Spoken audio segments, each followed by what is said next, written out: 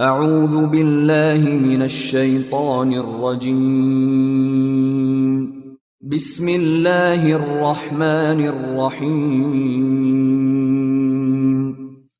Surah 92 Layl, The Night, Meccan period. Title. The opening word, Layl, the night, constitutes the surah's title. Period of revelation.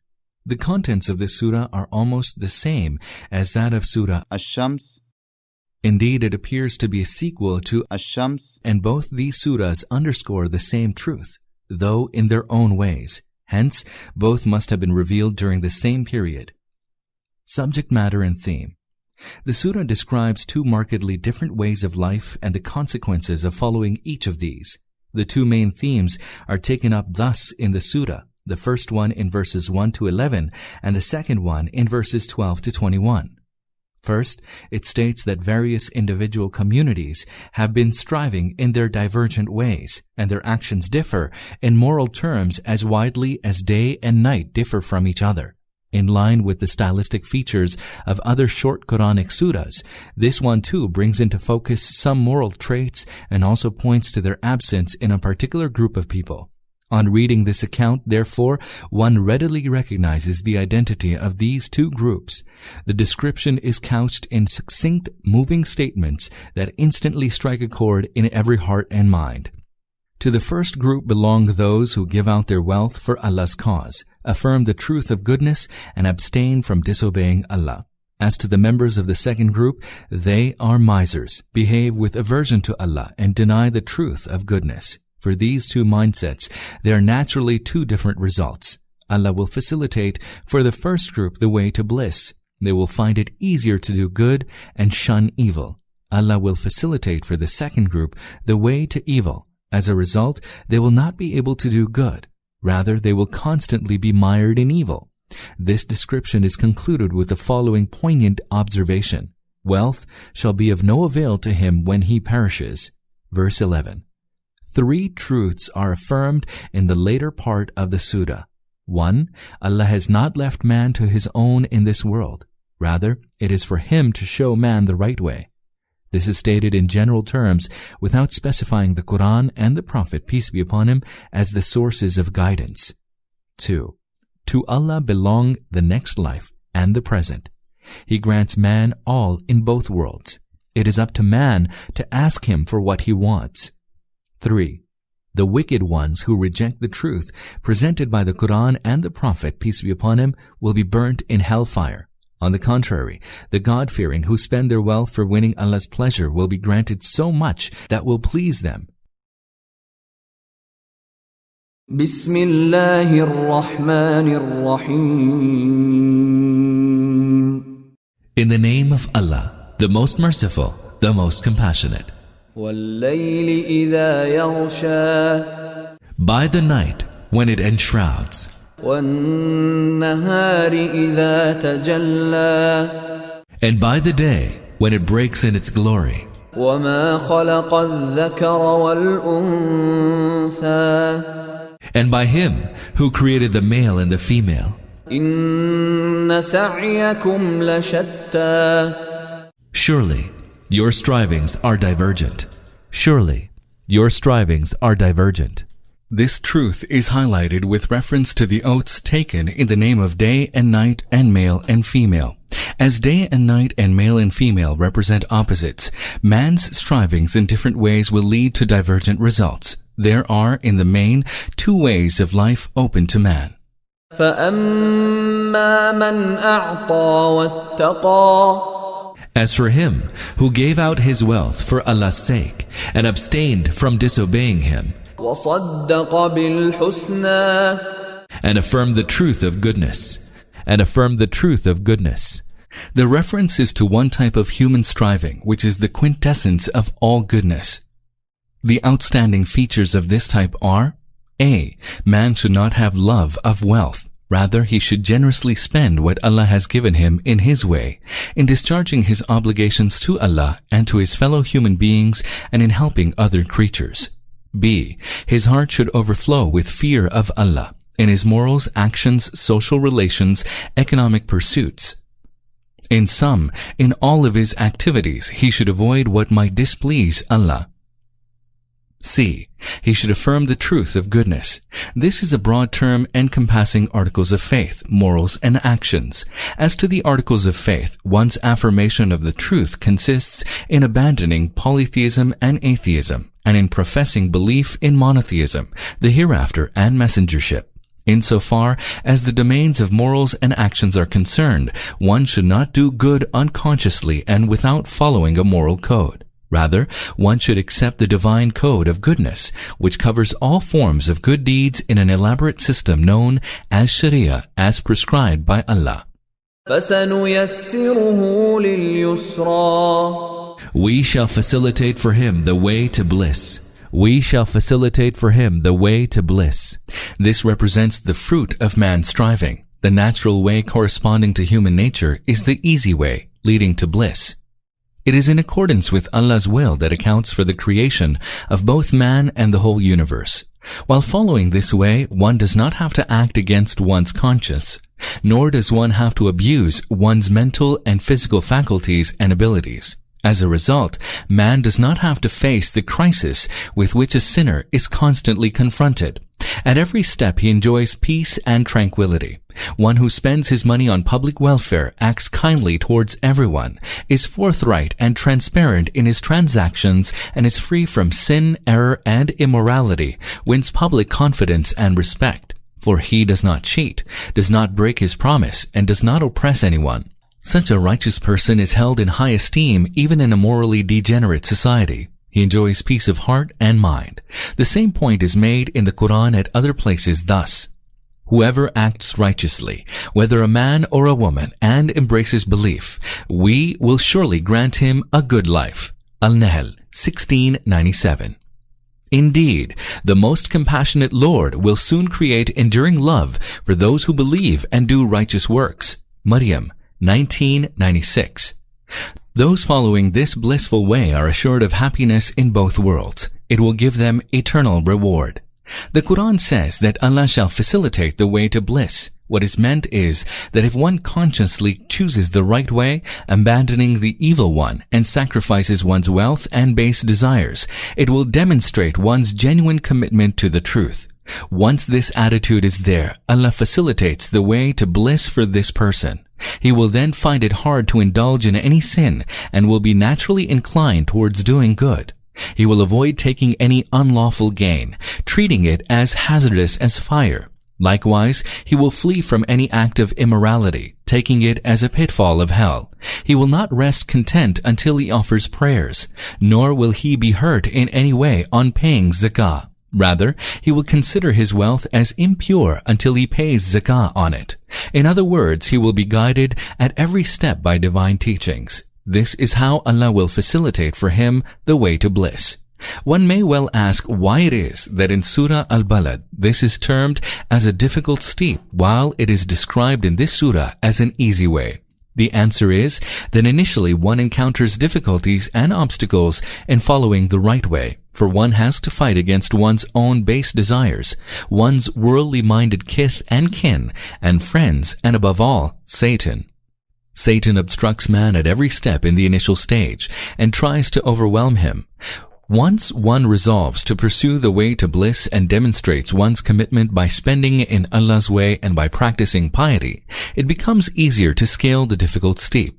Such a person shudders at the thought of descending into the abyss of immorality. وَأَمَّا مَن بَخِلَ وَاسْتَغْنَى. As for him who was a miser and behaved with aversion to Allah, وَكَذَّبَ بِالْحُسْنَى. and denied the truth of goodness, This is the description of the second type of striving by men. Such a person is not an ordinary miser who refuses to spend money on himself or his family. Rather, the reference is to his avoidance of giving any money in Allah's way and in any charitable cause. Such a person is also a miser who squanders money on his personal needs, on his comforts, entertainments, and luxuries, yet he does not part with a penny for a noble cause. Even when he gives money for a public cause, he does so only for earning name and fame or for building contacts with the ruling elite. His aversion to Allah consists in disregarding altogether Allah's pleasure. His rejection of truth stands for his denial of the truth of goodness. This point has already been explained above. فَسَنُيَسِّرُهُ لِلْعُسْرَى. We shall facilitate for him the way to hardship. We shall facilitate for him the way to hardship. It is called the way to hardship in the sense that one is driven by only worldly interests in following it, and all along one battles with one's own nature, his conscience, divine laws, and society. As such a person transgresses the moral bounds of truthfulness, honesty, nobility, chastity, and integrity in order to gratify his base self, he harms his fellow human beings. When he usurps others' due, he incurs disgrace and reproach. He has to fight constantly for his gains. If he is weak, he suffers all the more. Even if he is wealthy and influential, he does not earn anyone's respect or good wishes. His close associates too regard him as a wicked person. This is true not only of individuals, it is applicable to powerful nations of the world as well. When they act arrogantly, they are hated not only by their victims, but their own society suffers from crimes, suicide, venereal disease, the breakdown of family life, juvenile delinquency, class war, and even civil war. Ultimately, they fall from grace and are reproached by everyone. That Allah facilitates for the evil ones the way to hardship means that they are denied any opportunity to do good. Rather, they are prompted to do only evil, as ways and means for the same are provided to them. They regard doing good as an arduous task, while indulging in sins poses no difficulty for them. The Quran throws more light on this issue thus. So, whoever Allah wills to guide, He opens his breast for Islam, and whoever He wills to let go astray, He causes his breast to become straight and constricted, as if he were climbing towards the sky. Al-An'am 6:125. Truly, prayer is burdensome for all except the devout. Al-Baqarah 2:45. Whenever the hypocrites come to prayer, they do so lazily, and whenever they spend, they do so grudgingly. Al-Tawbah 9:54. And among the Bedouin Arabs, there are such as regard whatever they spend in the way of Allah as a fine. Al-Tawbah 9:98. وَمَا يُغْنِي عَنْهُ مَالُهُ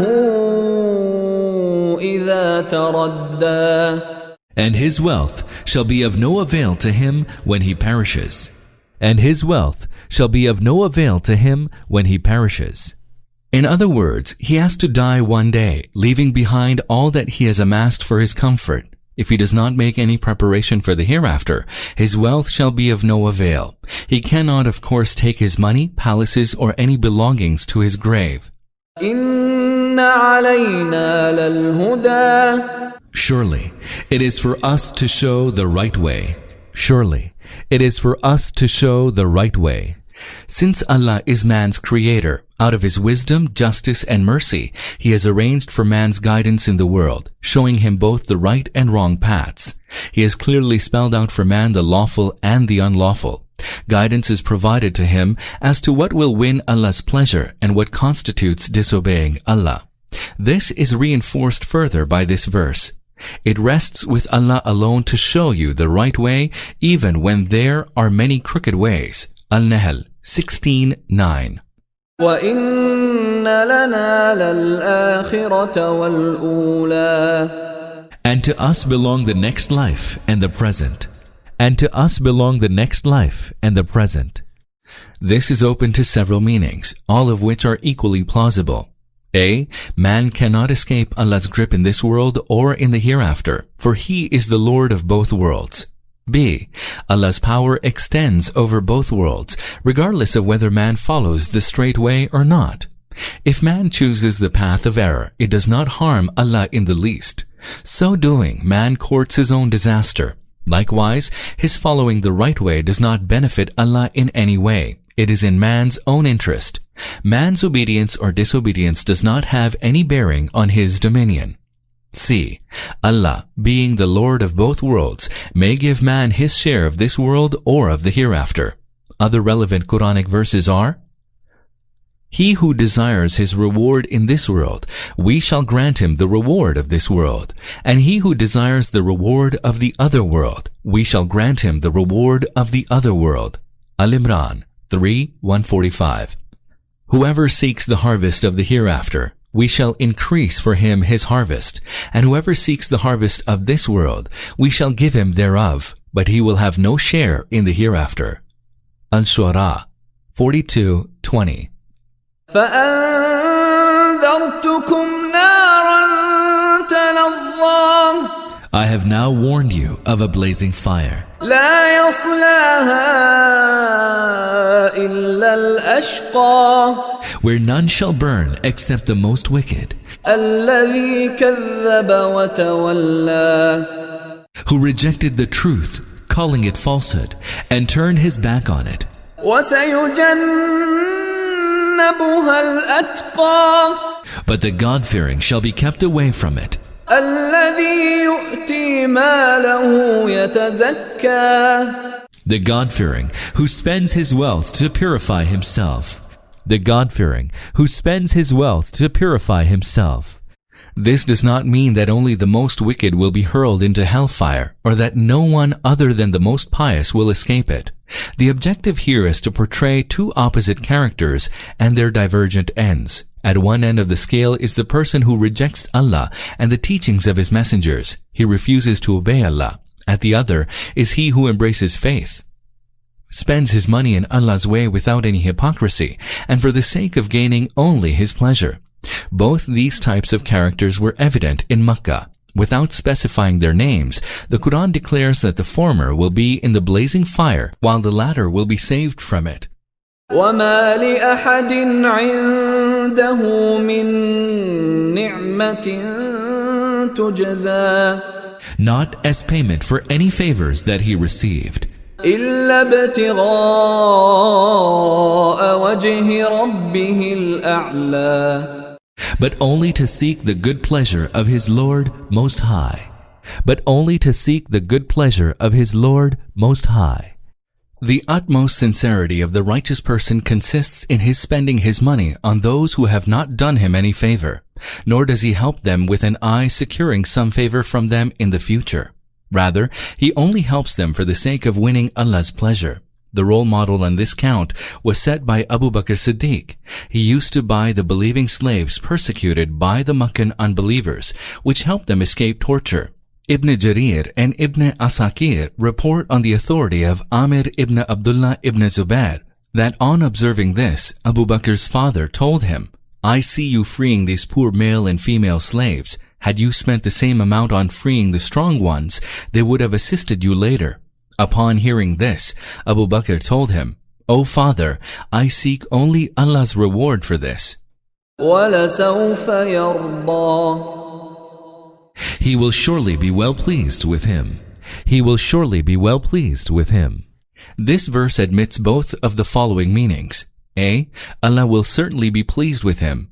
B. Soon Allah will give him so much that will please